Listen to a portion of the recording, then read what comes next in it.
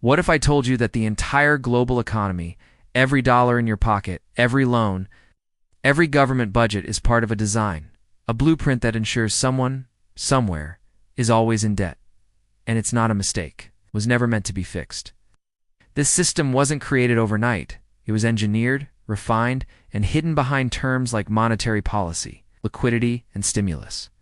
But beneath those words lies the greatest trick in financial history: a world that can function without debt. Because if every country owes money, who exactly is collecting? Today, we uncovering the hidden blueprint that turned the world into a debt machine, how it started, who built it, and why escaping it might be impossible. To understand how the modern debt machine was born, we have to go back long before Wall Street, before the Federal Reserve, even before paper money itself. In ancient Mesopotamia, debt wasn't a business tool, it was a form of social control. Farmers borrowed seeds from temple priests, repaid with crops, and if they couldn't, they became servants. Debt and servitude were twins, one economic, one human. Empires learned this quickly. The Romans taxed conquered lands into submission. Medieval kings borrowed from goldsmiths, the proto-bankers of Europe. And those goldsmiths discovered something revolutionary.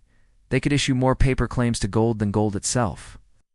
This was the first replication glitch, money created from nothing, backed only by trust and the fear of collapse.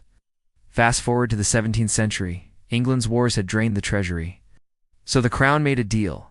A private syndicate of lenders would finance the kingdom in exchange for one thing: the power to issue money backed by government debt. That was 1694. The syndicate called itself the Bank of England. That's where the blueprint began. By the 1800s, industrialization was exploding. Railroads, factories, and empires all needed capital, mountains of it. Private banks stepped in, lending more than they had. Confident governments would always back them. But this expansion came at a price. Every boom created a bust. The more debt they created, the more fragile the system became. Panics in 1837, 1873, and 1893 were random. They were the inevitable result of a system printing credit faster than productivity, and yet every crisis made the banks stronger. In the United States, after the Panic of 1907 nearly destroyed the economy, bankers and politicians met in secret on Jekyll Island, Georgia. Their mission: to prevent another collapse by centralizing money creation itself. Out of that secret meeting came the Federal Reserve Act of 1913, a private banking cartel disguised as a public institution. Its job was to stabilize the economy. But what it truly did was enshrine perpetual debt as the foundation of modern finance.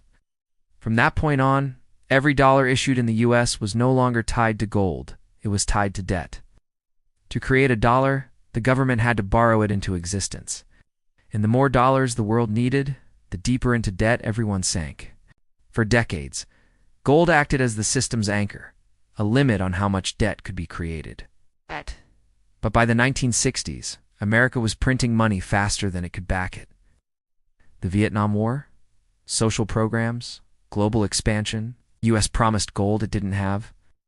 Other nations noticed, especially France, which began demanding real gold instead of paper dollars. By 1971, President Richard Nixon faced a choice: default on the promise, or rewrite the rules. He chose the latter. With a single televised announcement, Nixon temporarily suspended the dollar's link to gold. The temporary measure became permanent. Money was no longer a claim on anything real. It became a claim on debt itself. This was the moment the blueprint reached perfection. Now, money could be created infinitely, as long as someone was willing to owe it. Governments borrowed to fund spending, corporations borrowed to buy back stocks, consumers borrowed to survive, and every time debt increased, the economy appeared to grow. By the 1980s, this debt-based model went global. The IMF and World Bank exported it under the name of economic development. Countries that wanted access to the global system had to play by its rules, deregulate, privatize, borrow. But the fine print was brutal. Nations that couldn't pay were forced to cut public spending, sell off assets, and open their markets to foreign control. Debt wasn't just an obligation anymore. It became a weapon of influence. Meanwhile, in the West, consumer credit was rebranded as freedom. Yeah, by now, pay later wasn't just a slogan, it was a psychological shift. People stopped asking whether they could afford something and started asking whether they could borrow it. By the early 2000s, debt had replaced savings as the foundation of modern life. Mortgage bubbles, student loans, government deficits, all treated as normal. Then came 2008. The financial crisis wasn't a random event. It was the logical consequence of the blueprint itself. When the debt machine overloaded, it didn't collapse, it was rescued. Central banks stepped in, printing trillions in new money to bail out the very institutions that caused the problem. But here's the twist. Every bailout was funded with new debt. We didn't fix the machine, made it bigger. Today, global debt has surpassed $315 trillion, more than triple the world's total GDP. Every dollar in existence requires a matching debt somewhere else. Every stimulus package, every rescue plan, every quantitative easing round adds more weight to a system already collapsing under its own promises. And yet, politicians and economists call this progress. The hidden blueprint worked too well, turned nations into borrowers, citizens into collateral, and debt into the lifeblood of civilization. Central banks, once meant to stabilize, now manipulate entire markets with keystrokes. Interest rates go negative. Inflation erodes purchasing power. And digital currencies, the next step, promise total control under the guise of innovation. The blueprint is evolving. The question is, into what?